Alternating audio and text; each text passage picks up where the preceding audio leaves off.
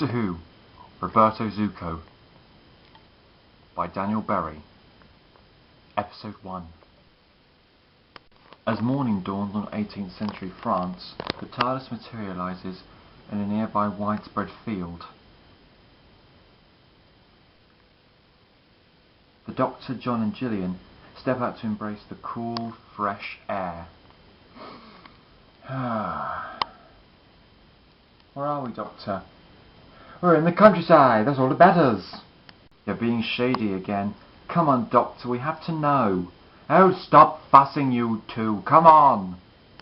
As jolly as he's ever been, the overexcited Doctor sweeps past before his companions and runs off into the cornfield. Hey, Doctor! Wait for us! The Doctor comes to a stop as he breaches outside a wood. John and Gillian soon catch up with him. What was all that about? There was something like a good old run. Very sporting, don't you think? Especially in this kind of weather.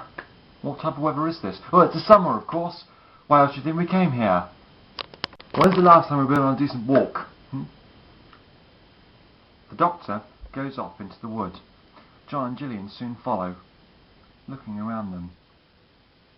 I have to say, it is quite peaceful. Yes, it's very quiet. For some strange reason. Hey, John. Do you think we're home? Do you think it's London? I don't know. Won't take us long to find out, will it? Come on. John and Gillian soon catch up with the Doctor. The Doctor is examining a piece of wood in hollow ground. Are you all right, Doctor? Yes, fine, John. What are you examining? Well, this bark of wood in this hole, it's about a foot deep. John examines the hole. Yes, I can see what you mean. But what makes a hole as deep as that? Some sort of digging animal? A rodent? I wouldn't know. It is very peculiar. You wouldn't think it's perimeter markings, Gillian said. What? Well, it's just that if you ever to dig a foot-long hole like that, I would estimate it was perimeter markings. Perimeter markings of what? Property? Just a guess. I could be mistaken. Yes, well, I don't think it's worth wasting any more time. We should carry on with our walk before we head back to the TARDIS. You only want to go for a walk? Well, why not? It'll be a nice break. And besides, it's nice and breezy. Oh, no. What's the matter? I forgot the picnic basket. Oh, well, never mind. Save that for another time. Let's see now.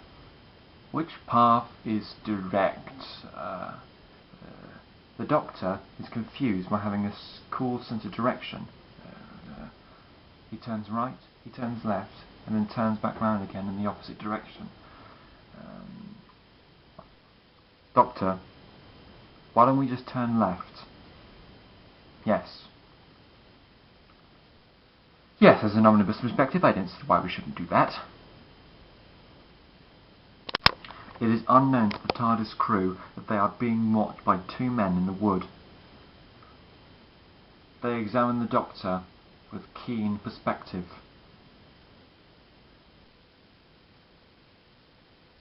I don't believe it. Sambert passes the binocular to Pierce.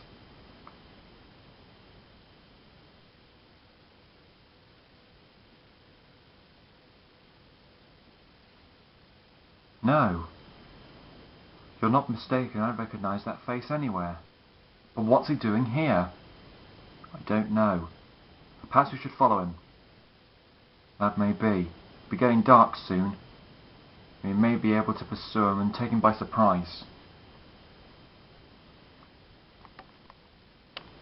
Just be aware to act cautious. Sambert and Pierce both tread carefully and follow the Doctor, John and Gillian in the direction they headed. When coming out of the wood, Doctor and John and Gillian head up for a crossing in the middle of the area.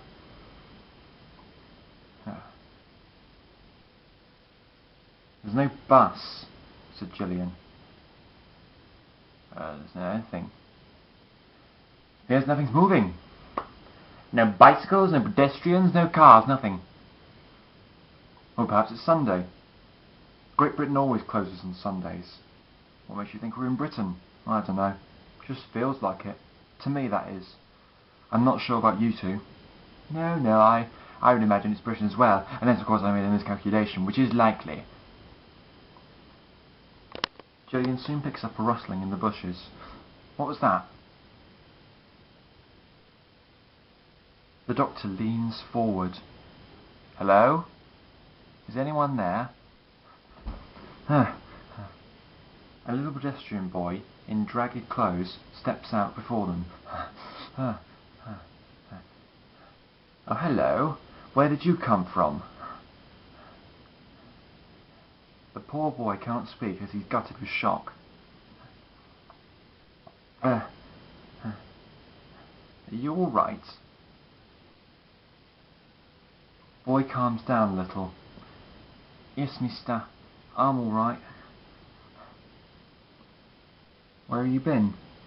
Just started heading in that direction. What were you doing there in the first place? Oh.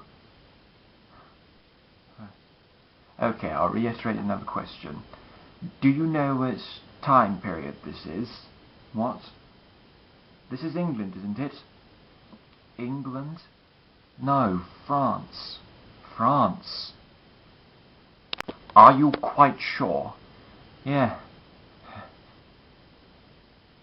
The little boy disappears into the distance.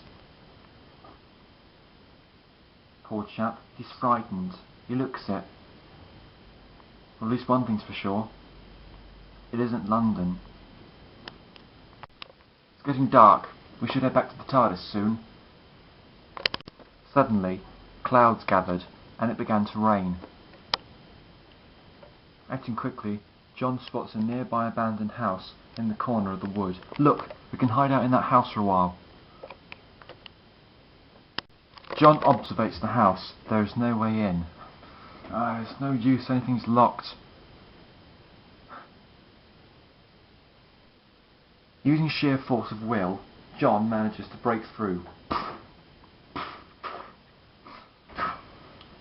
Alright, come on quickly now.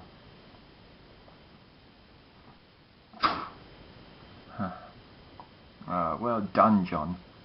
We can't be getting back to the TARDIS anytime soon then. You know, well, this will stock us up for shelter while the storm clears. We can just put a log or two on the fire, put our feet up. Should be very nice and cosy. The doctor, making himself useful, manages to conjure up a fire into the fireplace. Should tie us down for a while. Yes, very nice and cosy. He brushes off the cobwebs from the furniture and allows a sitting down. John, Gillian. Two companions are seated. Fine lot of mess this has got us into. Oh, I wouldn't say that. It's just a little inconvenience. We can't control the weather, you know. Yeah, suppose you're right. So what about this house, though? Who do you think used to live here? Oh, family, a certain clerk, or could be anyone who lived here. The thing is, they don't live here anymore. That's what's important. But nowadays in the future, old homes are usually restocked or demolished. Was this house just used to sit here? And this seems to be the only sort of house in the area. Oh, this is not just a house, Gillian, it's a farm and a mill. But it's abandoned.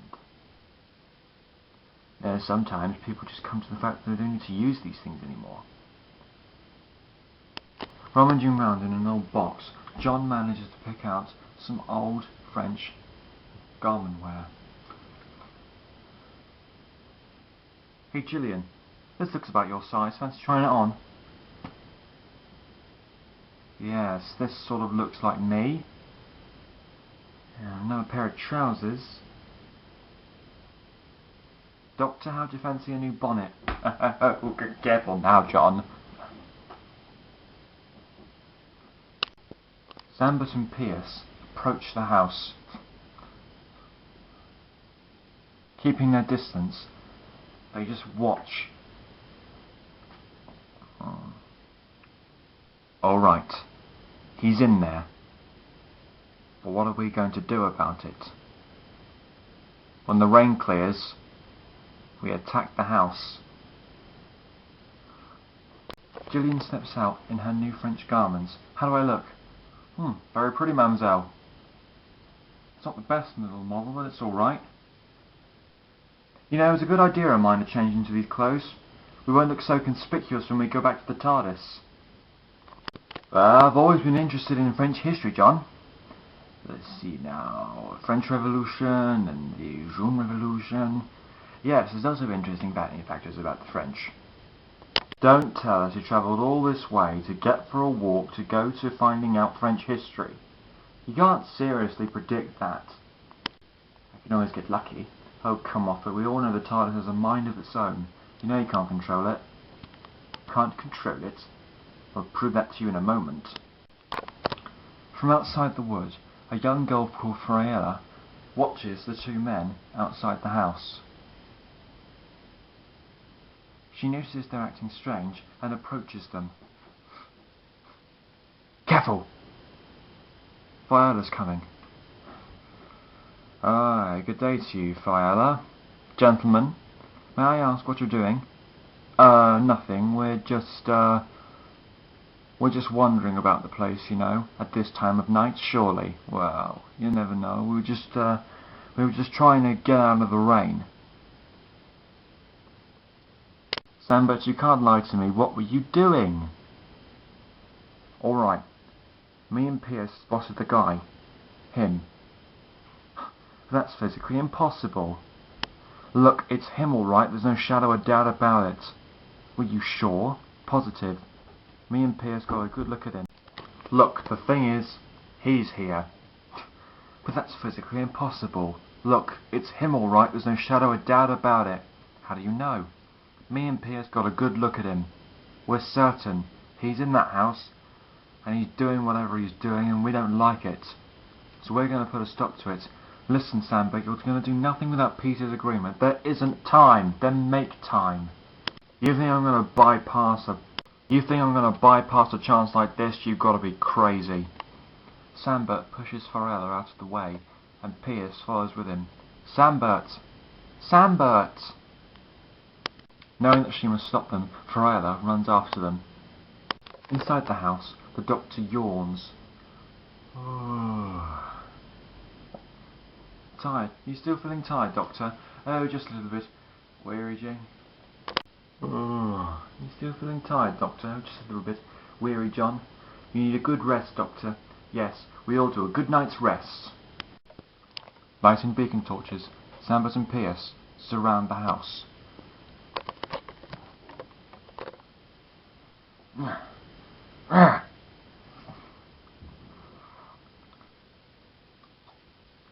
They set the house to light. Suddenly a small flame grows and grows and grows and grows until a breached fire is surrounding the house. All Faria can do is watch in fear as the house starts to ignite.